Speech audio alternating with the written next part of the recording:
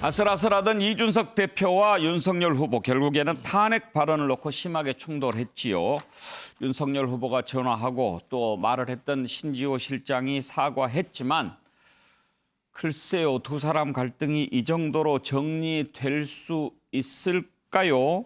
한번 짚어보겠습니다. 어제 탄핵 발언과 관련해서 이준석 대표 우리 MBN 뉴스와이드 제작진과 통화할 때만 해도 상당히 감정이 좀 안 풀린 상태였던 것 같은데 다시 들어볼까요?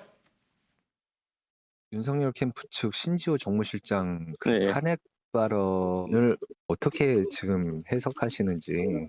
그 단어가 가벼운 단어도 아니고 네네네. 그 시점에 나와야 될 단어인지도 모르겠고 저를 지칭한 게 아니면 누굴 지칭하기 위해서 그런 단어를 이야기한 것인지 네네네. 일반론이라고 해도 나올 상황이 아니거든요.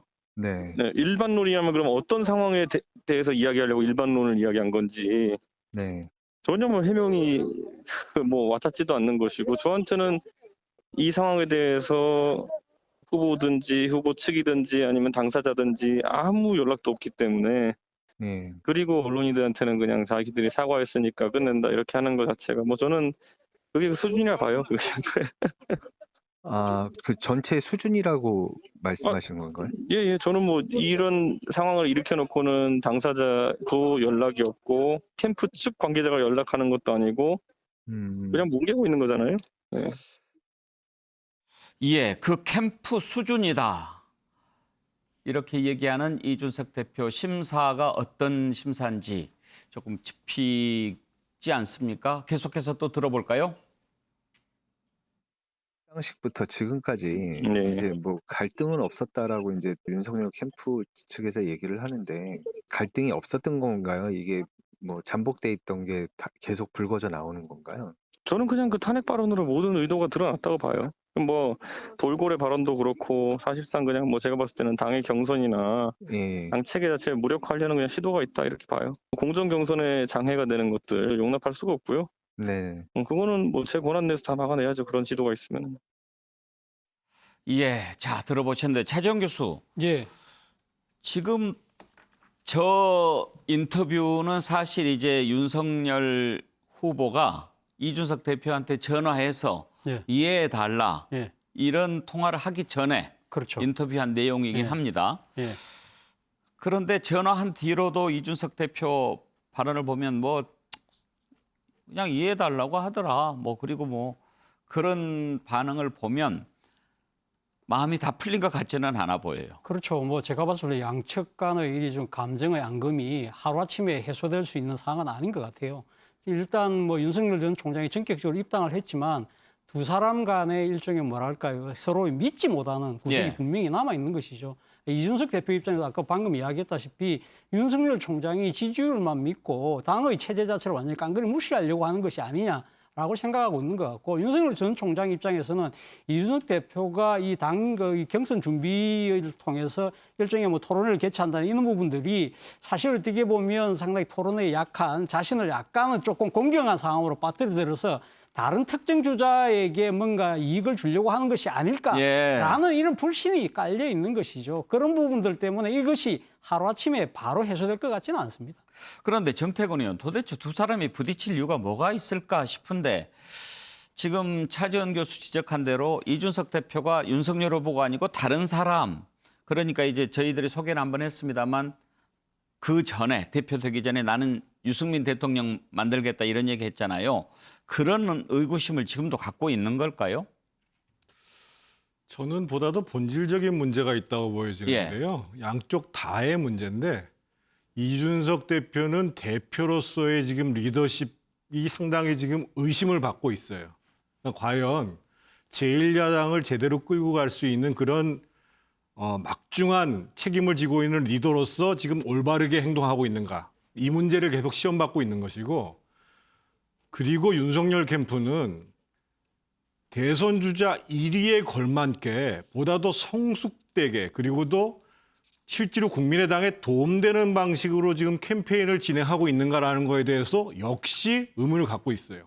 그래서 지금 저 문제는 두 양쪽 진영 다 지금 깊게 성찰해 봐야 되는 문제이고, 특히 이제 오늘 아침 조간 신문들을 보게 되면 무려 6군데에서 지금 국민의힘 내부 갈등 문제를 가지고 사설을 썼습니다. 그리고 특히 그중에 한 신문 같은 경우에는 이준석의 목표는 정권 교체인가 자기 장사인가라고 제목을 달 만큼 지금 한편에 있어서는 당을 이끌어 가지고 정권 교체를 해야 되는 막중한 책임을 지고 있는 대표로서 제대로 하고 있는가를 국민적으로 지금 문제를 제기받고 있는 것이고 예.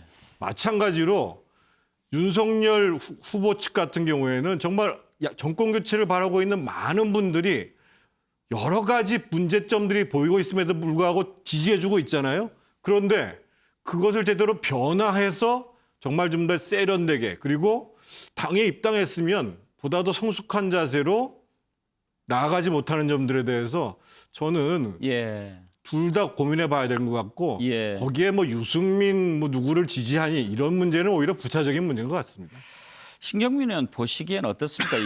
저도 오늘 정태근 의원 말씀하신 대로 이렇게 신문을 쭉 봤는데 대체로 둘 다 문제 있다라고 지적하면서도 몇몇 보수 언론은 이준석 대표 쪽이 좀 더 잘못이 큰 것처럼 지적을 하기는 하더군요. 신 의원 보시기에 어느 쪽이 더 문제가 더 커 보입니까? 저는 뭐 둘 다 문제가 매우 크다는 양비론을 지적하지 않을 수가 없는데요. 이준석 돌풍을 일으키면서 화려하게 대표는 됐지만 당시를 우리가 복귀해보고 저도 방송에서 여러 번 얘기를 했습니다마는 이 인기는 거품과 같고 뜬구름과 같은 것일 공산이 매우 크다라고 예측을 했고요. 이건 시간의 문제였을 뿐이지 그 거품은 뭐 오래가지 않을 거로 봤고요. 윤석열 전 총장의 경우에는 이 하늘을 찌르던 인기는 천천히 내려가냐 빨리 급락하느냐 두 가지 선택지밖에 없다고 쭉 예측을 해왔거든요. 예. 그러니까 그런 점에서 봤을 때는 기본 자질이 매우 부족한 두 사람이 대표와 유력 주자라는 이렇게 해서 맞닥뜨린 겁니다. 그래서 오늘의 시점에서의 이 문제는 사실 예. 시간의 문제였지 않나. 그것이 어제 일어날 수도 있고 내일 일어날 수도 있는데 오늘 일어난 거다. 이렇게 볼 수밖에 없습니다. 현근택 대변인, 이준석 대표하고 윤석열 후보 갈등 오래 갔으면 좋겠죠? 글쎄요. 근데 어쨌든 수렴은 저는 아마 당대표 쪽으로 갈 것 같아요. 왜 그러냐면 대선 후보가 되기 전까지는 어쨌든 대표의 시간이거든요. 그러면 지금 뭐 토론에 참가 안 한다 그러지만 언제까지 안 할 거예요? 후보 등록하고 그다음에 뭐 선관위 출발하면 안 할 수 없거든요.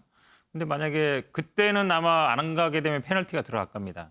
그렇게 되면 지금 물 갈등 상황이지만 현재까지는 어쨌든 이준석 대표가 일단 권한을 갖고 있다라고 보는 게 맞는 것 같고 저는 어쨌든 윤석열 총장 입장에서는 아무리 뭐 유승민 당연히 내심으로 좋아하겠죠. 하지만 그를 설득해서 내 사람으로 만드는 역할을 해야 되거든요. 그게 정치 아니겠습니까? 이제 입당했잖아요. 그러니까 과거부터 쭉 정치를 해왔으면 모르겠는데 새로 들어간 사람이라면 어떻게든 마음을 얻고 본인이 일단 자기를 지지하게끔 만들어야 되는데 예. 그 대표가 자기를 별로 편 안 들어주는 것 같다 그래서 뭐 이렇게 좀 갈등하는 게 제가 보기엔 새로 정치 시작하는 사람 입장에서는 잘 이해가 안 가는 행보라고 보입니다. 예. 근데 토론 문제와 관련해서는 좀 사실관계를 설명드려야 될 것 같은데요. 예. 무슨 윤석열 후보 측에서 토론을 지금 안 하겠다라는 게 아닙니다. 지금 이제 8월 30일, 31일에 걸쳐 후보 등록을 하는데 문제는 지금 당에서 후보 등록을 받지도 않고 지금 대선에 나가겠다고 하는 사람들을 다 모아놓고 토론회 할 거냐. 그런데 그것은 토론회를 개최할 수 있는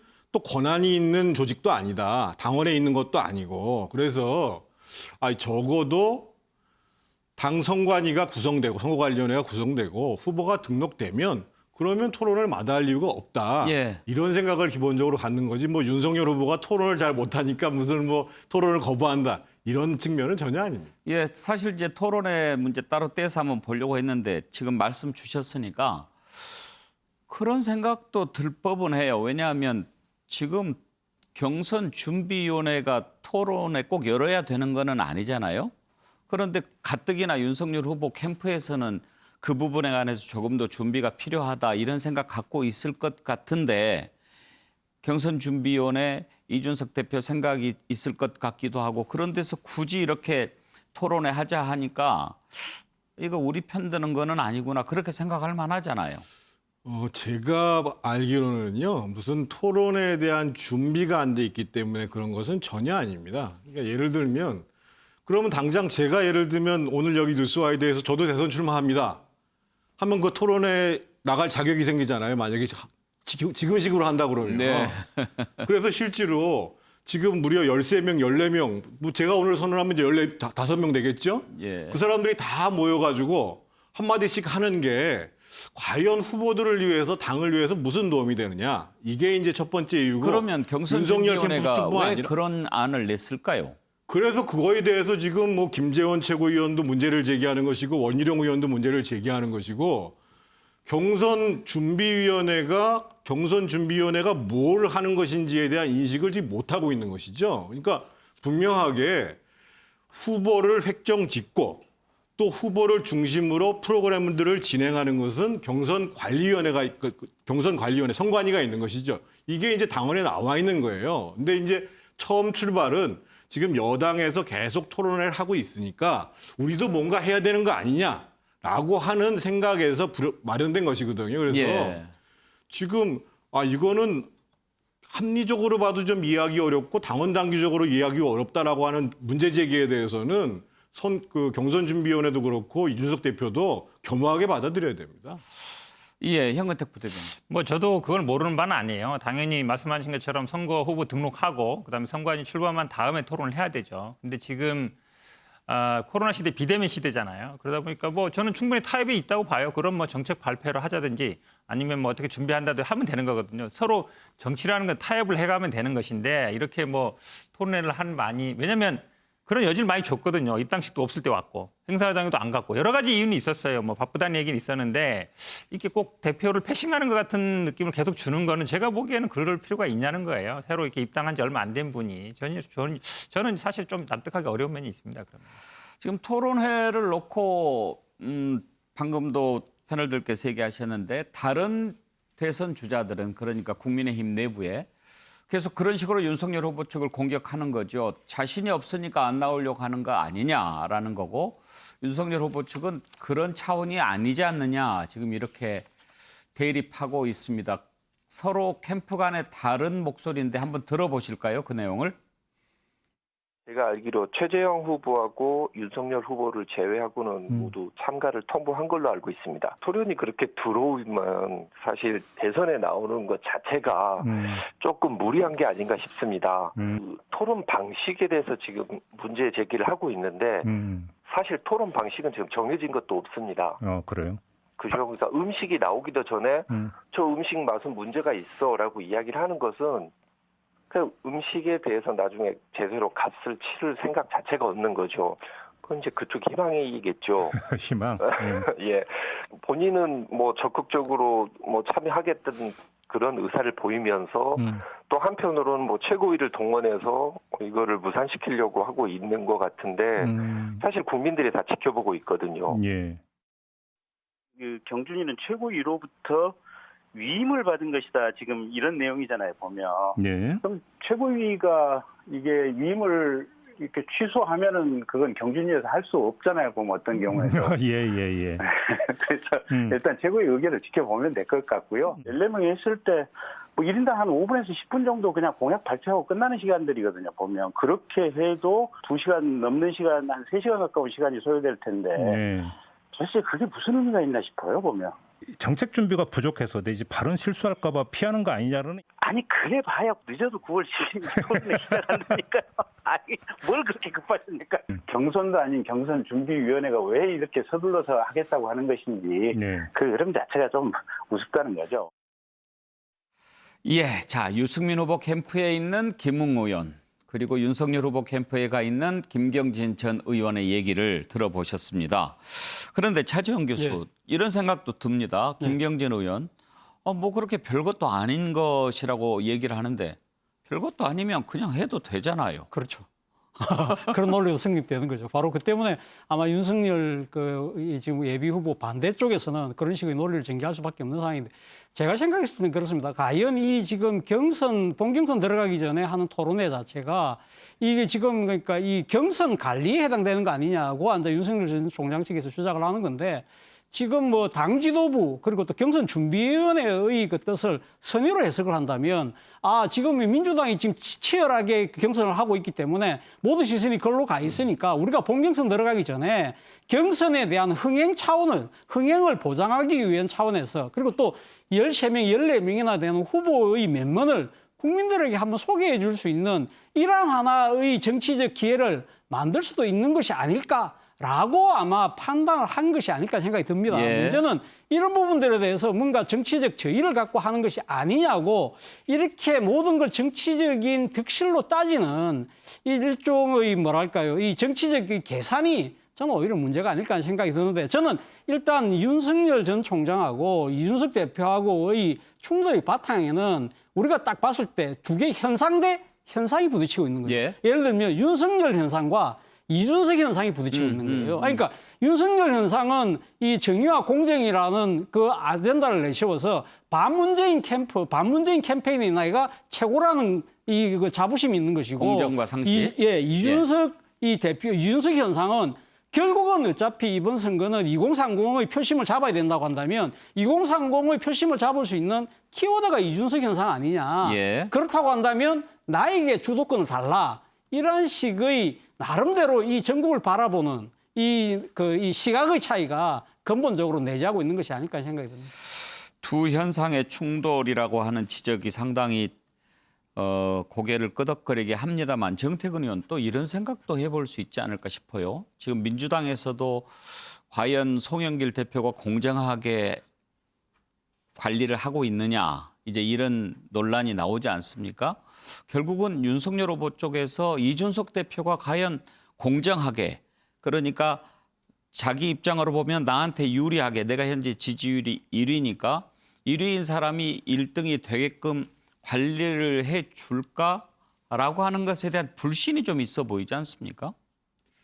저는 좀 극견에 동의하기는 좀 어렵습니다. 그러니까 지금 이제 제가 거듭 이준석 대표나 그 윤석열 캠프 양쪽을 다 비판을 하는 이유는 뭐냐면 사실 그 정권 교체를 바라는 야권 지지층 입장에서 보면 정말 이번 대선이 굉장히 중요하단 말이에요. 근데 과거에 사실은 한나라당 시절에 어떤 경험이 있었냐면 2002년도에 6월 달에 지방선거가 있었습니다. 그런데 그때의 광역단체장 11석을 먹고 기초단체장은 무려 140석을 먹는 거의 3분의 2에 해당하는 압승을 거뒀어요. 그리고 그해 12월 달에 대선에서 패배했습니다. 그런데 그때에 비하면 사실은 지금 국민의힘의 역량이라는 것은 훨씬 부족하거든요.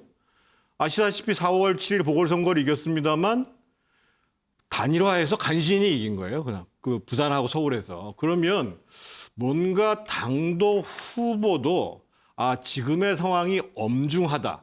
그래서 협력할 건 협력하고 보다도 국민한테 다가갈 건 다가가고 또 겸허히 반성할 것도 반성하고 이런 개념에서 이런 자세로 접근을 해야 되는데 그게 아니라 자신의 머릿속에 있는 대선 구도를 지금 계속 가고 있는 거예요. 예. 그래서 뭔가 이준석 대표는 이준석 대표대로 자신이 뭔가 역할을 해야 되겠다라고 하는 것 속에서 상당히 오바를 하고 있는 것이고 지금 1위 주자임에도 불구하고 윤석열 캠프 측에서는 뭔가 계속 제대로 준비가 안 돼인 것처럼 보이니까 그러한 부분들이 아주 사소한 지점에서 지금 부딪히고 있는 것이거든요. 그래서 뭐 한쪽에서 의도적으로 배제하는 것보다도 제가 봤을 때 더 큰 문제는 과연 지금 대선 승리를 위해서 제대로 준비해가지고 나가고 있는가 이게 더 큰 문제라고 보여집니다.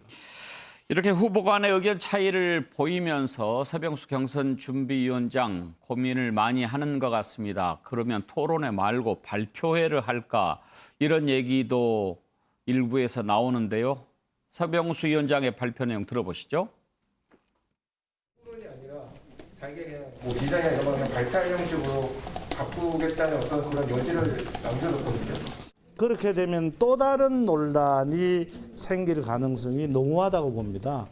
왜냐하면 13분 중에서 12분이 이미 토론회에 참석을 하겠다고 확인을 받았고요. 그런 상황에서 이 토론회를 주제 발표라든가 뭐 이런 걸로 만일에 전환을 한다면 다른 후보들이 과연 어떤 반응을 보일 것인가. 윤 후보도 우리에게 소중한 후보지만은 다른 후보들도 마찬가지로 다 소중한 우리의 후보다. 그러네요, 신경민 의원. 지금 만약에 윤석열 후보가 반대한다고 해서 토론회를 발표회로 바꾸면 이제는 다른 후보들이 또 들고 일어날 거 아닙니까? 공정성, 형평성 문제가 당연히 뒤따라오겠죠. 이 논란을 쭉 옆에서 보고 있으면은 대표도 지도력에 문제가 있고 지금 경준위원장을 하고 있는 서병수 의원도 판단력에 문제가 있고 이 일의 선후를 제대로 안 따지고 있는데 이제 근본적인 문제는 양측의 아주 기본적인 불신이라고 그럴까요? 뭐 불신이 처음부터 있을 수밖에 없었죠. 이것을 염두에 두고 일을 추진해 가야 되는데 다 지금 놓친 것 같습니다. 그러다 보니까 별것도 아닌 문제를 가지고 이렇게 세게 밖으로 소음이 요란하게 나올 정도로 부딪히는 거 보면 이거 앞으로 심상치 않습니다. 이 정도의 일 가지고 이렇게 세게 부딪혔다 그러면은 이보다 더 큰 일들이 앞으로 줄줄이 있거든요. 예. 이제 뭐 계속해서 굉음으로 발전이 되고 이렇게 되면은 글쎄 뭐 남의 집 일이지만 걱정이 좀 됩니다. 예, 아무튼 입당 전 그리고 입당할 때 입당 후 뭔가 두 사람 사이가 자꾸 틀어지고 말이 나고 논란이 생기고 그렇습니다. 이번 탄핵 발언과 관련해서는 일단 신지호 정무실장이 사과한다고 했고 또 윤석열 후보가 전화로 이해해달라라고 얘기를 했는데 어떻게 정리가 될지는 모르겠습니다만 윤석열 후보 측의 김병민 대변인 얘기를 한번 들어보시죠.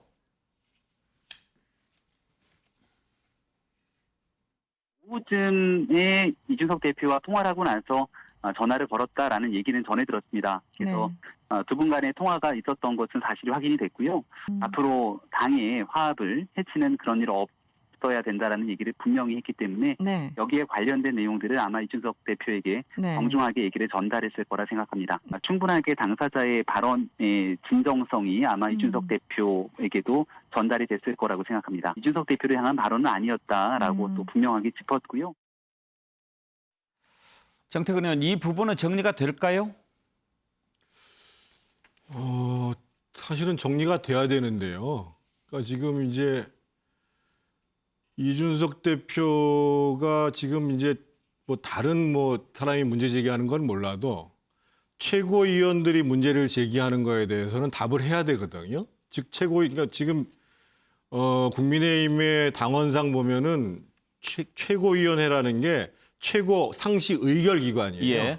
그래서 이게 이제 집단적 지도 체제로 돼 있거든요. 단일성 집단 지도 체제인데 아무리 이준석 대표가 토론회를 강행하고 싶어도 거기에 대해서 최고위원회에 대해 동의가 있어야 돼요. 그런데 지금 문제는 김재원 최고위원도 문제를 제기하고 있는 거. 이거는 당원 당규에 안 맞는 일이다라고 얘기하고 또 한 사람 최고위원도 문제를 제기하고 있는 것이거든요. 그래서 이럴 때에는 혼자 이 문제를 뭐 경준이가 뭐 한다 안 한다 이 문제가 아니라 어차피 상황이 이 정도 됐으면 대표가 최고위원들을 소집해서 최고위원회에서 이 문제를 어떻게 할 것인지 거기서 합의를 봐야 되는 겁니다. 무조건 본인이 그것을 토론회를 제안했으니까 끌고 가야 된다. 이거는 바람직한 리더십이 아니고요. 최고위원회의 의결로 이 문제를 수습해 나가는 거기서 또 리더가 또 비단일 수도 있는 거죠. 그런데 요즘에 국민의힘 최고위원회에는 김재원 최고 소리밖에 안 들리는 것 같아요. 그것뿐만 아니라 사실은 지금 전체적으로 이런 정도 사안이면 사실은 뭐 의원들이 모여서 의원총회를 할 수도 있는 문제고 그런데 전반적으로 국민의힘에 사실은 이제 이 현안에 대한 그 논의가 활발하게 되고 있지 못한 것들이 사실 큰 문제라고 봐야 됩니다. 예. 자, 그런데 지금 갈등이 사라지기는커녕 더 커질 수도 있다 이런 관측이 나옵니다. 왜냐하면 윤석열 후보 측의 반격이 시작됐습니다. 됐기 때문입니다. 이 내용 살펴봅니다. 국민의힘 재선 의원 16명이 오늘 성명을 냈습니다. 이준석 대표를 정면으로 겨냥한 성명입니다. 정권 교체를 목표로 하는 제1야당의 대표는 할 수 있다는 자신감을 불어넣으면서 당 대권 주자들의 강점을 국민한테 알려야 되는데 그러지 못한다. 이준석 대표가 내부를 향해서 쏟아내는 말과 글에 깊은 우려를 표한다. 이렇게 비판했습니다. 그런데 이 재선 의원 16명 가운데 상당수 의원이 바로 윤석열 후보 캠프에 몸을 담고 있거나 지지를 하고 있는 그런 의원들이어서 이건 뭐냐? 이준석 대표를 향해서 이제 반격에 나서는 것 아니냐? 그런 시각이 나오는 겁니다. 국민의힘 재선 의원 16명 오늘 성명 내용 한번 들어보시죠. 이준석 대표가 내부를 향해 쏟아내는 말과 글에 대하여 깊은 우려를 표하지 않을 수 없습니다. 정권 교체를 목표로 하는 제1야당의 대표는 할 수 있다는 자신감을 불어넣으면서 우리 당 대선 주자들의 강점을 국민께 알리는 멋진 무대를 연출해 주어야 합니다. 정권 교체를 위한 단합, 외연 확장을 위해 노력해 주실 것을 간곡히 부탁드립니다. 이를 위해서는 대선 주자층 모두가 공감하는 중립적이고 공정한 경선 관리에 만전을 기해야 합니다. 먼저 정태근 의원한테 확인을 좀 해볼게요. 정점식 의원은 윤석열 후보 캠프에 가 있습니까? 뭐 무슨 직책을 하나 맡고 있는 것 같은데요, 보니까요. 그러면 오늘 16명 전원은 아니지만 윤석열 후보 측을 지지하는 사람들이 이준석 대표를 비판하는 그런 내용으로 받아들여도 큰 오해가 없을까요? 그렇죠. 저거는 굉장히 그러니까 지금 윤석열 캠프 측의 정무 기능에 굉장히 문제가 있는 거예요. 서로 의원들이 저런 성명을 연반장을 낼 수는 있습니다. 그러면 윤석열 캠프하고는 아무 관계 없는 사람들이 내야 맞지요. 저거를 만약에 하는지를 알았는데도 윤석열 캠프에서 방치했다라고 하면 그야말로 정무적 판단 능력이 굉장히 떨어지는 것이거든요. 그래서 저는 저런 부분들이 당내에서 공감대를 확산할 수가 있겠냔 말이에요. 예를 들면 이런 일이 있었습니다. 2011년에 홍준표 대표가 7월 달에 대표가 됐거든요. 그랬는데 디도스 사건이 터지고 보궐선거에 졌어요. 그래서 홍준표 체제로 대선을 못 칠 것 같다라고 해가지고 저를 포함해가지고 초선 의원이 55명 친이 친박하게 가리지 않고 대표 물러나라 해서 넉 달 만에 물러났어요. 그런 경우는 당연히 사람들한테 공감을 얻죠. 근데 지금 예를 들면 캠프에 아무 관계 없는 사람이나 초선들이 모여서 아, 지금 대표가 리더십을 행사하는데 문제가 있습니다. 특히 당원 당규에 의해 가지고 리더십 행사를 못하고 있고 뭔가 공동침 못한 것 같습니다. 라고 하면 이준석 대표 입장에서는 상당히 심각하게 받아들여야 되는데 캠프에 참여한 사람들까지 포함해 가지고 연판장을 돌린다는 거는 엄청 저거는 바보 같은 짓입니다. 현근택 대변인, 언론 보면은 그래 한판 붙어볼까? 이런 실력 대결 같이 보이기도 해요. 그렇죠. 그러니까 지금 신지호 의원에 대해서 뭐 윤석열 후보가 전화해서 풀었다고 하는데 안 풀린 거죠. 한마디로 얘기하면. 그러니까 아마 이준석 대표도 보니까 뭐 토론에 참석할지 말지 아니면 본인이 직접 사과할지 윤석열 총장이 아니면 징계할지 이런 부분에 대해서는 답을 안 줬다는 거잖아요. 그러다 보니까 신지혜 의원은 어쨌든 본인이 직접 전화 2번 해서 사과했다고 하지만 지금 말씀처럼 대리인을 내세운 거거든요. 한마디로 얘기하면. 그러니까 본인은 이제 사과했다는 취향수로 취하지만 그 참모들이 어쨌든 나서서 저러는 거 보면 사실은 윤석열 총장이 전화해서 이해를 구했다는 것 자체가 성립이 안 되는 거죠. 그러면 제가 보기에 이 논란은 끝나지 않았다. 제가 보기에 또 확대될 가능성도 있다고 봅니다. 차주호 교수, 사실은 이제 이런 문제가 생겼을 때 이걸 중재하고 또 문제를 풀고 할 사람이 대표 아니겠습니까? 그렇죠. 그런데 대표가 당사자가 돼 있단 그렇죠. 말이에요. 예. 그래서 더 풀기가 어려워진 거 아닙니까? 그렇게 해서 바로 이 당의 구성원들이 다 같이 그러니까 목소리를 높여야 될 필요가 있다는 생각이 들어요. 오늘 뭐 지금 재선 의원들이声明을 냈습니다만 언론들이 지금 타이틀을 뭐라고 다루냐면 친윤 주도 재선급 재선 의원 성명이라고 이야기하거든요. 그러니까 어떻게 보면 오늘 성명 자체는 지극히 타당한 내용이죠. 어떻게 보면 이 지금 당 대표가 정권 교체를 위해서 최선을 다하고 이 공정한 경선 관리를 하라는 이야기는 맞지만 또 한편으로는 이 사태 자체가 어느 한쪽의 일방적인 목소리 때문에 벌어지지는 않는 거 아닙니까? 또 다른 쪽에서도 잘못이 있기 때문에 이야기가 되고 있다고 한다면 그러면 똑같은 이 지금 톤으로 윤석열 전 총장 측에도 상당히 뭐랄까 그동안의 당 지도부 패신과 같은 그런 양상을 보여주고 있는 은행들에 대해서 상당히 경고의 목소리를 같이 내야 되는 거죠. 그렇지 않았기 때문에 사실은 어느 특정 캠프의 사주를 받은 것처럼 보이기 때문에 오히려 갈등을 더 크게 만들 수 있다. 일각에서는 말 그대로 줄 세우기 충성맹세라고도 볼 수 있는 거 아니겠습니까? 그렇다고 한다면 저는 사실은 다른 이 지금 그러니까 오늘이 재선이 했다고 한다면 저는 뭐 초선이나 아니면 좀 더 위에 중진들도 목소리를 내되 양쪽의 자제를 그러니까 요구하는 목소리를 내는데 저는 알맹이는 두 개라고 생각해요. 첫 번째는 나를 죽여라는 이야기를 좀 들어갔으면 좋겠어요. 왜냐하면 나라는 게 뭐냐. 윤석열 총장 입장에서는 나 없이는 대충 못 이겨. 내가 만약에 지금 허물어질 경우 내 대체제 있어? 이렇게 지금 자신감을 갖고 있는 것 같고 지금 이준석 대표는 나 아니면 2030 공표 누가 거둬올 건데 이런 식으로 나 중심으로 대선을 갖고 와야 된다는 생각, 이 생각 자체를 서로 죽여라는 성명이 나와야 되지 않을까 하는 생각이 듭니다. 차지원 교수 말씀 들어보면 그 두 가지를 합치는 게 가장 좋은 효과일 텐데. 그렇죠. 서로 또 역지사지를 하라고 이야기하는 그러게 것도. 말입니다. 예. 자, 갈등은 이 정도로 짚어보고요. 윤석열 후보 또 발언 논란 하나 생겼습니다. 그 내용 살펴볼까요? 말을 할 때마다 논란이 꼭 생깁니다. 이번에는요. 코로나19를 우한 바이러스 이렇게 표현을 해서 논란이 되고 있습니다. 무의식적으로 한 말일까요? 아니면 계산된 발언일까요? 우한 바이러스라는 표현 안 쓰지요. WHO도 국가 혐오도 있고 그러니까 쓰지 않도록 권고하고 있고. 자, 방역 전문가들과 만나서 간담회를 가진 뒤에 한 얘기인데 직접 한번 들어보시죠. 델타 변이 속도가 워낙 빨라서 지금 미국의 파이자나 모더나 같은 데도 그 우한 바이러스를 전제로 해서 만든 그 백신들이기 때문에 델타 변이에 맞는 백신을 지금 또 개발을 하고 있는데 2차 접종이 빨리 마무리돼서 치명률을 좀 줄여야 된다라는 말씀을 하셨습니다. 이제 그 우한을 중심으로 해서 코로나가 이제 창궐하기 시작을 했는데 이런 그 의료 전문가들이 중국에서의 우리나라 입국을 강력히 통제해야 된다는 건의를 수차례 한 것으로 저도 알고 있습니다. 과학적으로 접근했을 때는 그게 10분 타당한 얘기인데 과학에 의하지 않는다는 것은 정치적인 고려가 있지 않았냐, 당연한 거 아니겠습니까? 네.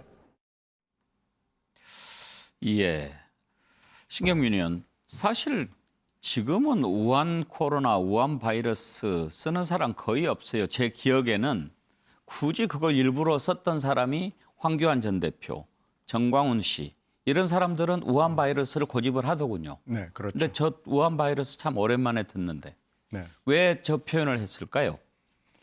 정치적 목적이 분명히 있겠죠. 분명히 그 메시지 속에는 정치 목적을 담지 않았다고 지금 얘기하는 톤을 이렇게 봐도 정치 목적을 담으면서 문재인 정부의 방역에 뭔가 문제가 있다라는 얘기를 하고 싶은 것이 행간에 숨어 있죠. 저렇게 얘기를 했을 텐데 저렇게 얘기하지 않고도 얼마든지 할 수 있는데 저렇게 한 것은 또 약간의 언어 습관도 좀 있는 것 같고요. 근데 지금 쭉 이 윤석열 전 총장의 실언 시리즈를 보면은 윤 총장의 기본적인 머릿속 구조, 철학, 그리고 그 사이 생각해 왔던 이 밑바탕이 지금의 보통의 상식적 그 균형점하고는 좀 많이 벗어나 있어요. 그러니까 미천이 지금 슬쩍슬쩍 보이는 거죠. 그래서 미천이 여러 번 지금 보여서 이 사람의 머릿속에는 어떤 것들이 지금 틀을 짜고 있다라는 것들이 보여주는 건데 오늘의 그 실언도 그 연장선상에서 봤을 때는 일반 내지는 보통의 이런 상식에서는 좀 많이 벗어나 있는 거 아닌가, 어느 한쪽에 지금 많이 치우쳐 있는 거 아닌가라는 우려가 있죠. 실언이라고 보십니까?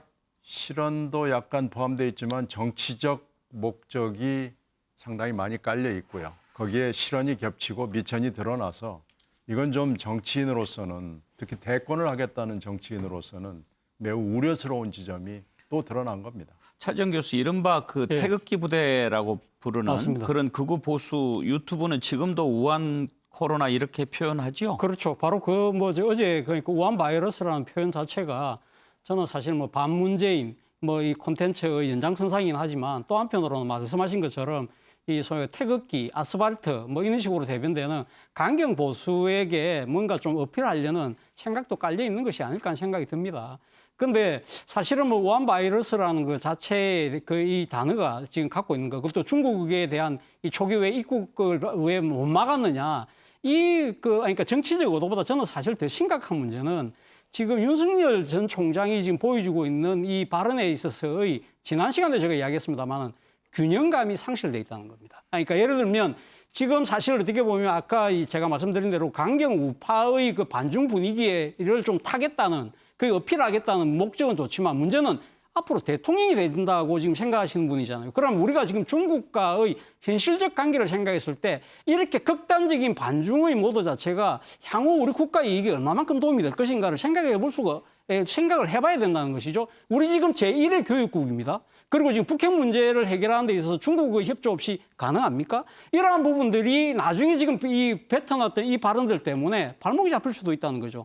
이러한 부분들에 대해서 이 균형점이 없다. 지난번 후쿠시마 원전 발언도 마찬가지입니다. 그건 탈원전에 대해서 상당히 공격을 하기 위해서 이야기는 했지만 거기에서 균형이 없어진 것은 원전의 안전 문제는 도외시 됐거든요. 이런 식의 이 발언에서의 균형 감각의 상실, 이것은 한국가 지도자가 되려는 분의 상당한 철학의 빈곤 중에서도 심각한 문제가 아닐까 생각이 듭니다. 글쎄요, 정태근 의원, 초기에 우리가 중국 입국을 막았을 경우에 방역에 성공했을까?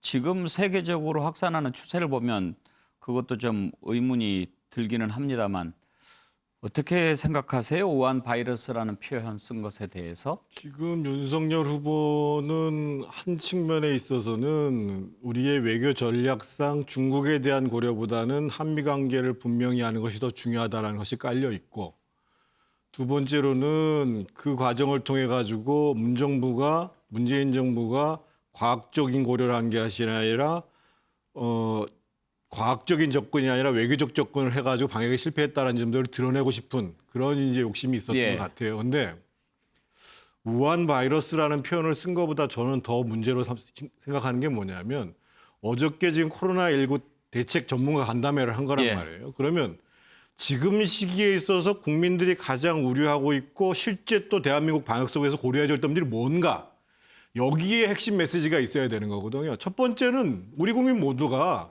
문재인 정부가 백신 수급에 지금 문제가 가지고 있는 거 아니냐. 그러면 이걸 빨리 해결할 수 있는 방법이 뭐냐. 이게 첫 번째 메시지여야 되는 거고, 두 번째로 방역 4단계가 지금 계속 늘어나고 있단 말이에요. 그러한 가운데서 피해가 지금 받고 있는 계층들이 엄청나게 늘어나고 있죠. 이 문제와 관련해서 방역 구체적인 지침에 대해서 검토해 볼 게 없느냐. 세 번째로 실질적으로 지금 이 4단계가 장기화되는 것에 따라서 그럼 피해를 어떻게 구제해 줄 거냐. 지금 이미 편성한 것 재난지원금 주는 거 이런 차원을 넘어서서, 그런데 저 간담회를 하면서도 캠프에서 지금 시기에 윤석열 후보가 지금 코로나 사태와 관련해서 어떤 메시지를 내야 될 것인가 라는 것들에 대한 지금 준비가 안 돼 있는 상태에서 간담회가 진행됐다라는 거죠. 정태근 의원, 대선 출마 선언해 보시는 거 어때요? 그렇게 구구절절 옳은 말씀을. 자, 민주당의 김용민 의원, 정말 이것은 혐오와 차별의 망언이다. 매우 강하게 비판했는데 들어보시죠.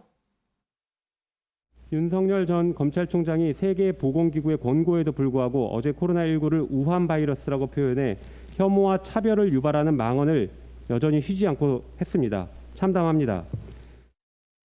부대변인 의견을 들어보고 싶은데요.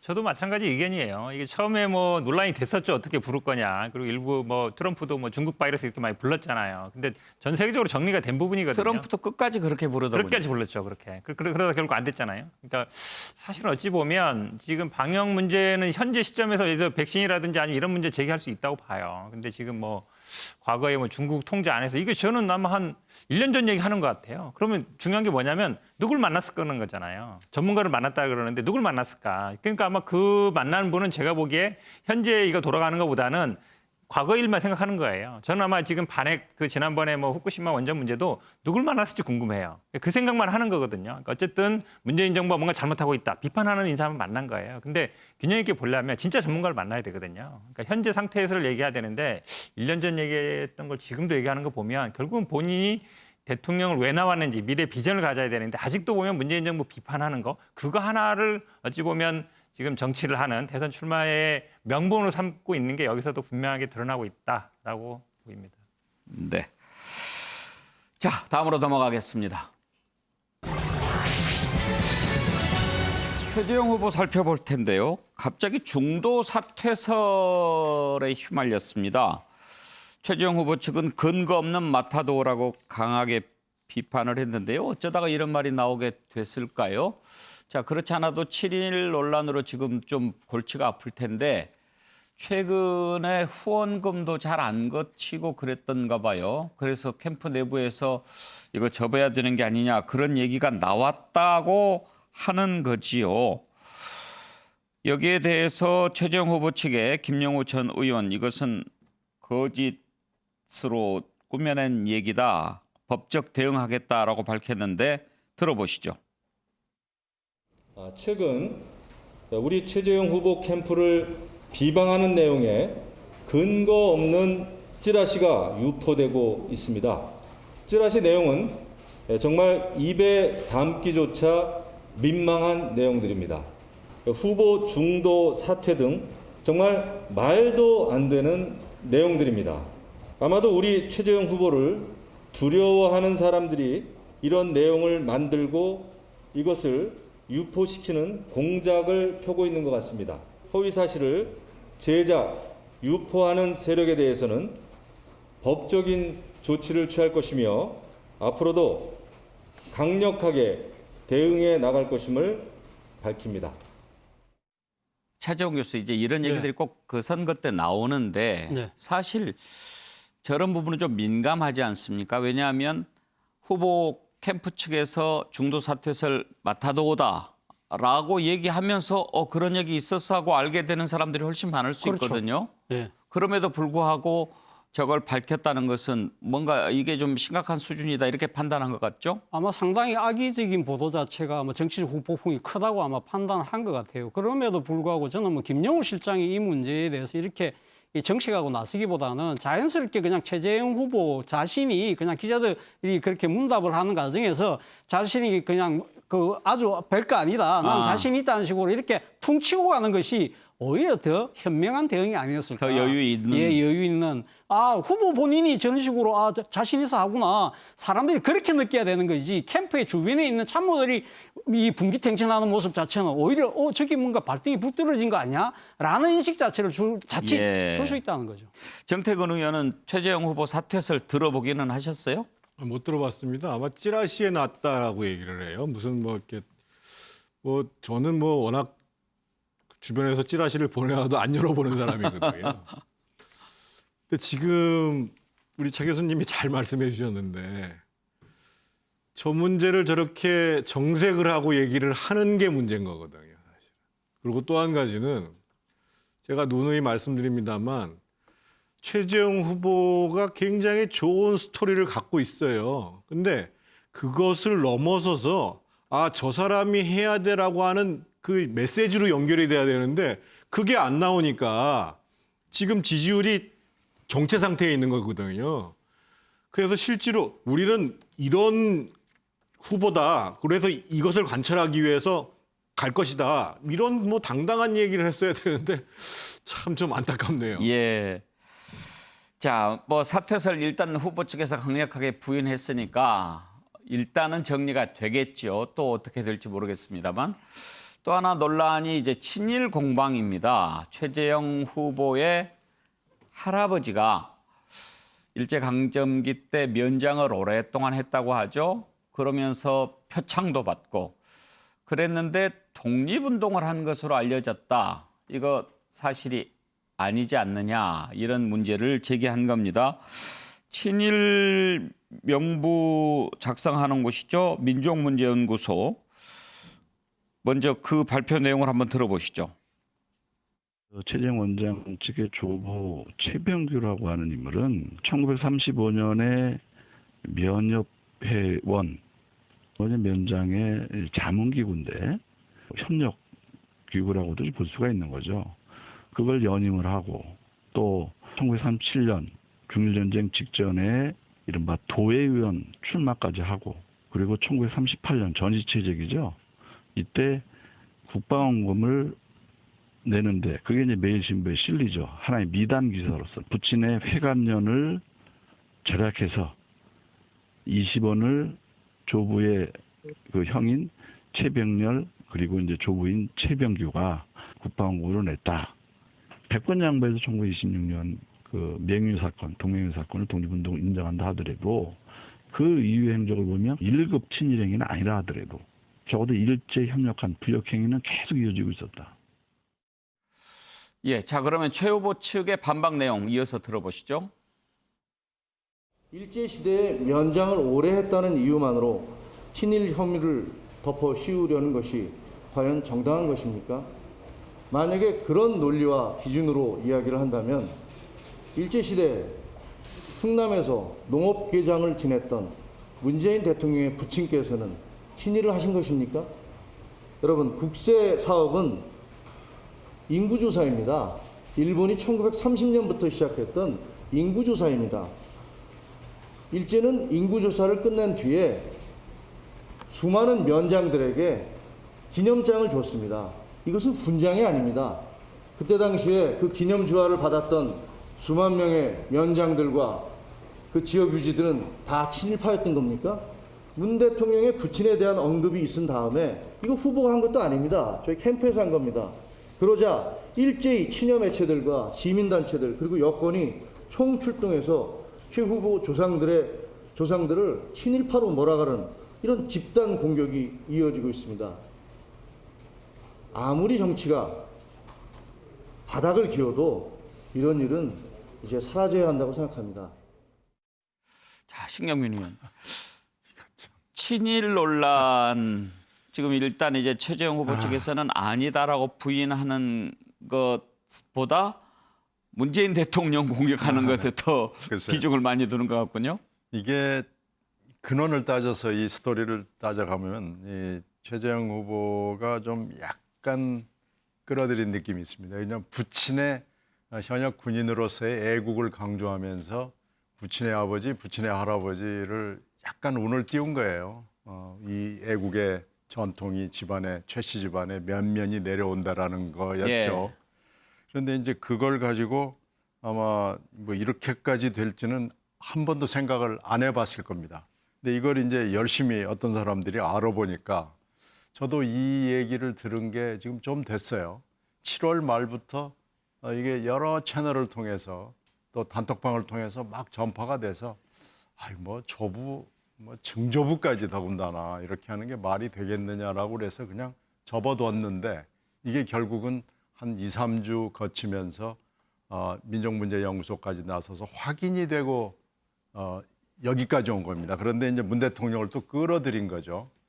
이렇게 되면 이게 이제 너무 그러면서 이제 애국가를 가족 모임에서 불렀다라는 것하고 이렇게 연결이 되면서 이게 그러면은 부친 지금 막 돌아가신 부친의 그 애국의 전통이 이게 말하자면은 반작용으로서 나온 거고 이게 이렇게 뭐가 얽히고 복잡하게 나온 거 아니냐. 예. 지금 이렇게 되면서 지금 증조부까지 소환이 되고 조부가 소환이 되고 문재인 대통령까지 소환이 되면서 일이 더 커졌습니다. 이게 아무것도 아니고 아무도 주목하지 않는 일을 이게 주물르고 주물러가지고 굉장히 지금 커진 건데요. 이건 좀 자업자득의 측면이 있고요.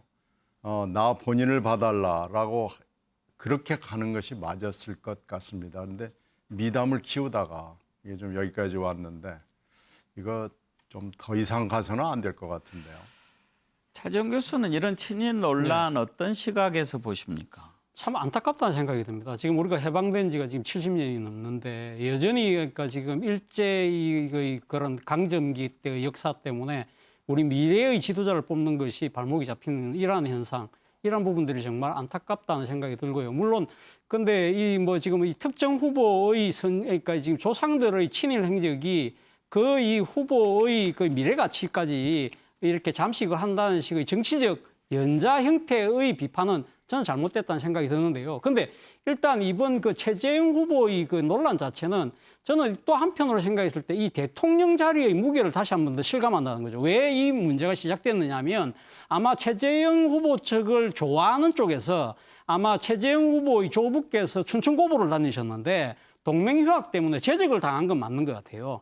그래서 근데 이 최재형 후보는 그런 이야기를 선친으로부터 들었다고 그래요. 아, 그래서 이 동맹휴학을 해가지고 그 때문에 일제에 저항했기 때문에 이 뭐 훈장을 주려고 했는데 그걸 받지 않았다는 식으로 아마 이야기를 했던 것 같아요. 그런데 본인은 그 부분에서 조부의 행적에 대해서 구체적으로 조사를 해본 적은 없고 아버지로부터 들은 이야기를 주변 사람들에게 이야기를 했는데 이것이 앞서 우리 신인경민 의원 말씀처럼 그 집안의 애국적인 하나의 전통처럼 누군가가 부풀리기를 했는데 이 부분에 대해서 그러면 검증해보자 이래 되니까 사실은 조부와 정조부의 그러한 모습들이 튀어나온 거거든요. 그런 측면이 있기 때문에 사실은 최재형 지금 그 후보 입장에서는 이 부분과 관련해서 그걸 갖고 또 이 뭐 친여 매체들이 공격을 한다고 해서 그걸 바탕으로 해서 또 현직 대통령의 부친을 공격하는 모습은 저는 좀 이런 부분들은 서로가 자제했으면 하는 생각입니다. 친일 논란과 관련해서 정태근 의원 시각을 잠깐 좀 들어볼까요? 먼저요, 부친도 아니고 조부의 문제를 가지고 논란을 한다는 게 제가 보기엔 좀 이해가 안 되고 그걸 또 이제 안민석 의원이 끄집어내서 또 그러니까 또 문재인 대통령 부친 얘기에 선친 문제가 나온 건데 지금이 2021년이잖아요. 지금 저기 1931년 얘기예요. 90년 전 얘기입니다. 그래서 저런 식의 후보를 공격하기 위해서 비난을 하는 게 맞나 싶고 또 한 가지는 민족문제연구소에서 주장한다고 해서 다 많은 얘기가 아니에요. 민족문제연구소는 천안함 폭침에 대해서도 부정을 하는 데고 대표적으로 친일검 논란 검증과 관련해 가지고 문제가 됐던 게 그 33인 중에서 1919년 3.1운동 때 33인 중에서 이갑성호에 대해서 친일 논란을 불리켰는데 그게 사실이 아닌 걸로 밝혀졌고 2009년도에 한민구 국방부 장관 내정자 그때도 조부 문제를 얘기했어요. 한봉수 씨 문제를 제기해 가지고 또 사실이 아닌 게 밝혀졌고 그래서 지금 저 문제를 가지고 저렇게 지금 뭐 하고 또 뭐 민족문제연구소 얘기는 다 맞는 것처럼 얘기하는 게 저는 지금 좀 바람직하지 않은 것 같습니다. 네. 자, 민주당도 할 얘기가 많습니다. 민주당으로 넘어가죠. 이재명 경기도지사 모든 경기도민에게 재난지원금 지급을 강행하기로 했습니다. 그렇지 않아도 지사직을 경선에 이용한다 이런 비판을 받아온 터라서 다른 후보는 물론이고 또 야권의 비난도 매우 큽니다. 자, 경기도민 모두에게 재난지원금 주자. 지난번 토론 때도 논란이 있었죠. 그 내용부터 먼저 들어볼까요? 기생충에 보면 송강호의 집은 반지하여서 비가 오면 비가 그대로 집에 쏟아져요. 그리고 이선균 집은 비가 오면 그 비를 감상하죠. 그런데 그 이선균과 송강호 두 분에게 똑같이 8만 원씩 주는 것이 정의로운 것인가? 안 그러면 그 돈을 모아서 송강호의 집을 더 좋게 해주는 것이 좋은 것인가? 송강호에게만 지원하겠다고 세금 내라면 이선균 씨가 세금을 안 낼 겁니다. 그것은 부자들에 대한 모욕이라고 생각합니다. 부자들은 그것보다는 사회에 기여하고 명예를 얻는 것을 더 중요하게 생각한다.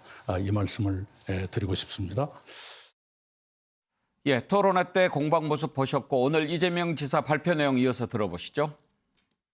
정부가 5차 재난지원금 지급을 결정했습니다. 코로나19로 피폐해지는 국민의 삶에 단비가 될 것으로 기대하면서 1380만 우리 경기도민을 대표해서 전적으로 환영하고 또 감사의 말씀을 드립니다. 경기도는 재난지원금 보편 지급의 당위성과 경제적 효과를 고려해서 5차 재난지원에서 제외된 분들을 포함해서 모든 도민들께 재난지원금을 지급하고자 합니다. 예, 다른 후보들 모두 반발했는데 이낙연 후보의 발언을 들어보시죠. 오늘 이재명 지사님이 전도민 재난기본소득 지급을 하신다고 발표를 했는데요. 네. 좀 어떻게 보시는지 궁금합니다. 우선 타시도민들이 어떻게 받아들여 주실지 걱정이 됩니다. 그 점을 충분히 고려했더라면 하는 아쉬움을 가지고 있습니다. 전 국민이 국회의 결정을 받아들이고 있었을 텐데 거기에 형평성이 손상됐다 하는 점은 또 고려사항이라고 생각합니다. 예, 현근택 대변인이 지금 이제 이재명 후보 캠프 대변인을 맡고 계시니까 네네. 맨 마지막에 여쭤보는 걸로 하겠습니다. 네, 알겠습니다. 먼저 다른 후보들이 비판을 하고 있으니까요. 자, 신경민 의원 지금 이낙연 후보 얘기는 들어봤습니다만 지금 다른 후보들 다 반대하죠. 혹시 뭐 찬성하는 후보가 있나요? 추미애 후보는 괜찮다고 했습니까 혹시? 특별히 얘기는 없는 것 같은데요. 그러니까 뭐 얘기를 안 하는 게 뭔지는 잘 모르겠고요. 침묵은 반대인 경우도 있고 찬성인 경우도 있기 때문에. 그러나 대충은 당 분위기도 그렇고 다 좀 부정적이죠.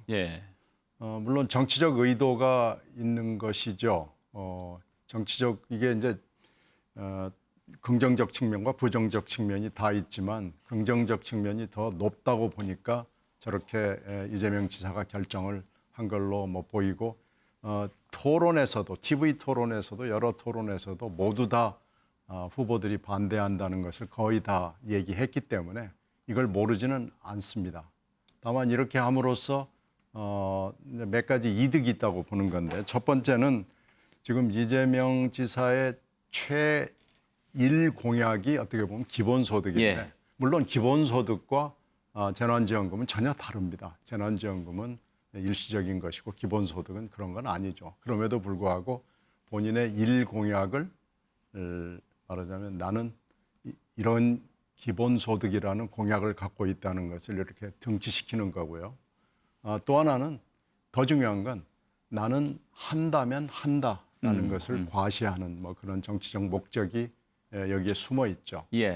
그런데 이제 부정적인 것은 대권 후보는 경기도민만 바라보고 하는 건 아니잖아요. 그러니까 이 균형성, 형평성 이런 문제에 있어서 비난이 당연히 들어올 것이고 또 하나는 당정청과 국회, 특히 문재인 대통령이 굉장히 여러 가지 논란 끝에 88%를 정리를 해서 발표를 하고 의결까지 거친 건데 이것을 거스르면서 지방자치를 내세웠기 때문에 이 대목은 이제 비난 지점이 굉장히 큰 거고 지금 설명은 모두 다 찬성한 걸로 되어 있습니다만은 일부 시장 군수들이 반대를 하고 있고요.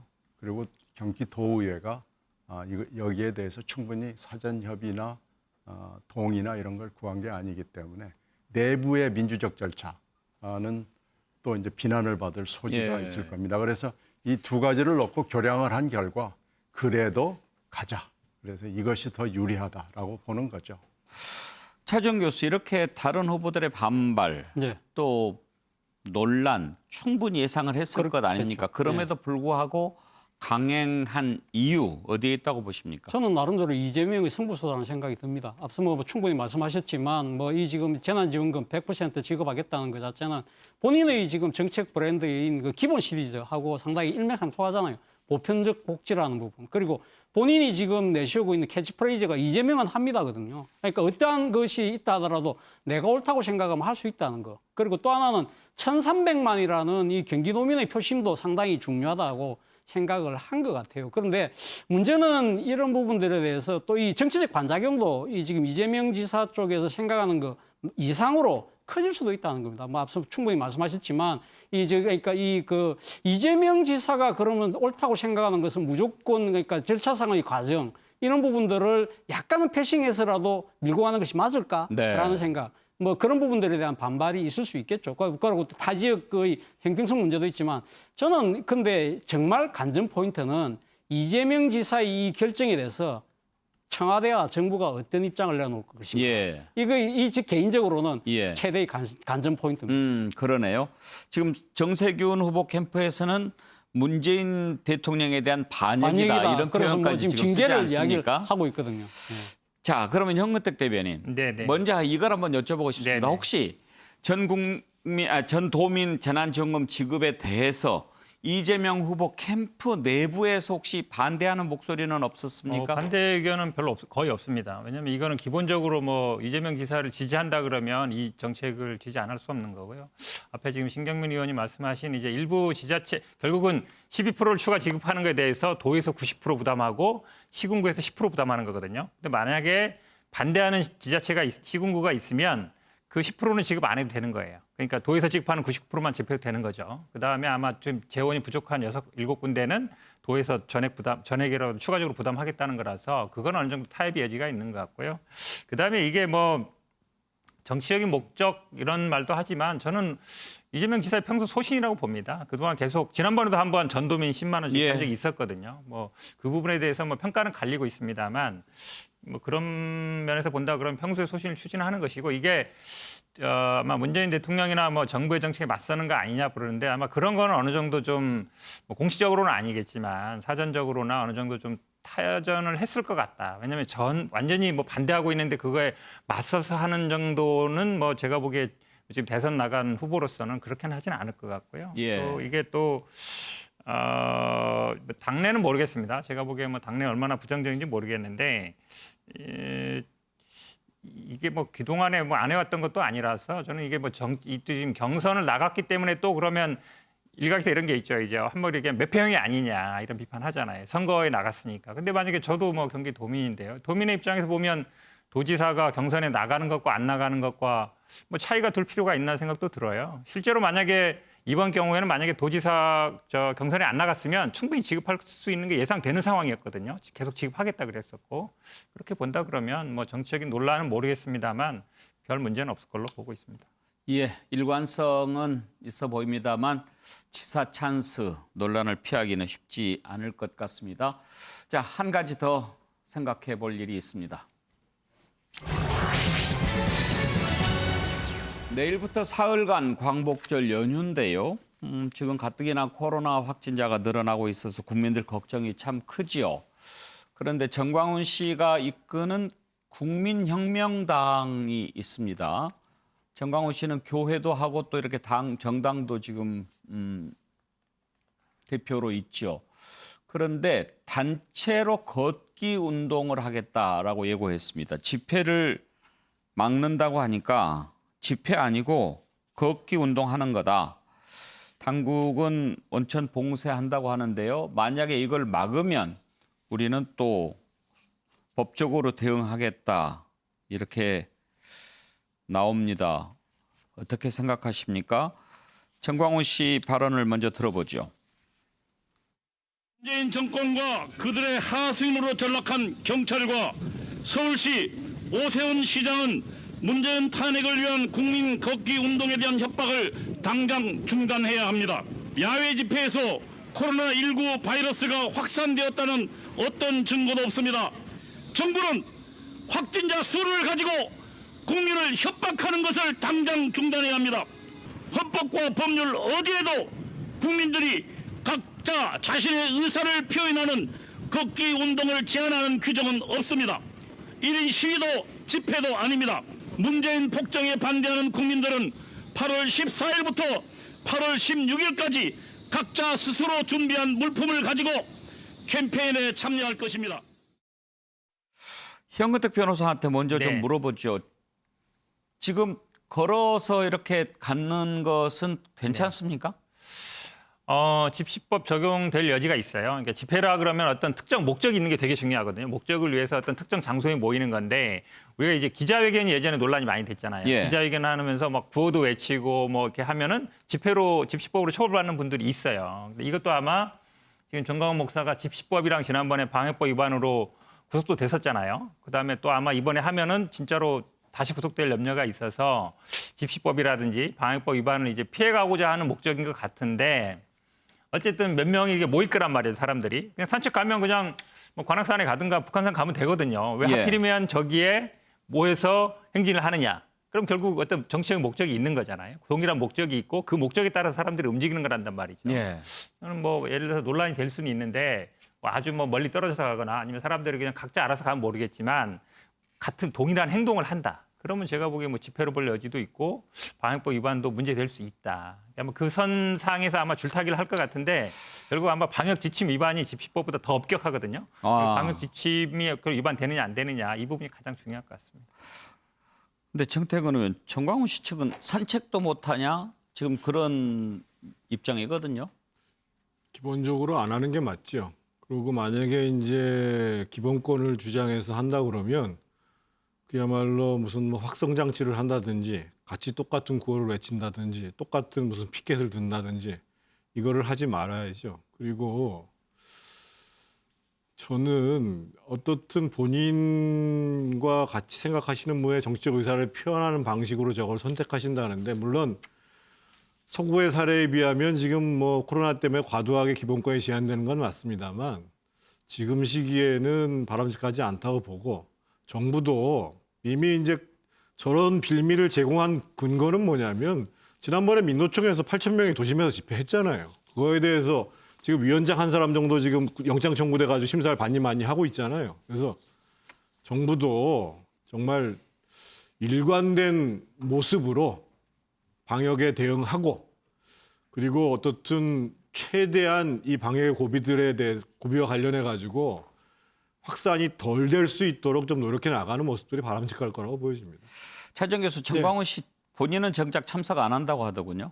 그 제가 생각했을 때는 이 정광훈 목사식 전략적 유연성이다 생각이 듭니다. 사실은 그러니까 이 대규모 집회를 하기에는 지금 4차 감염 대유행세가 만만치 않지 않습니까? 오히려 그러면 여론의 반발을 살 수 있다. 그렇다고 해서 그러면 이 8.15라는 이 정치적인 상당한 이 좋은 찬스를 나름대로 이용을 해야 되겠다는 생각을 하는 것 같아요. 예, 가뜩이나 지금 코로나 확진자가 늘고 있어서 이런 행사 걱정이 됩니다. 방역 당국은 이번 연휴에도 가급적 집에 머물러 줄 것을 당부하고 있지 않습니까? 그동안 명절도 연휴도 포기하고 지냈던 국민들 참 속상하시겠죠. 하지만 더 큰 재앙이 닥치기 전에 우리가 할 수 있는 최선을 다하는 것, 이것도 성숙한 시민의식 아니겠습니까? 조금만 더 참고 견뎌 봅시다.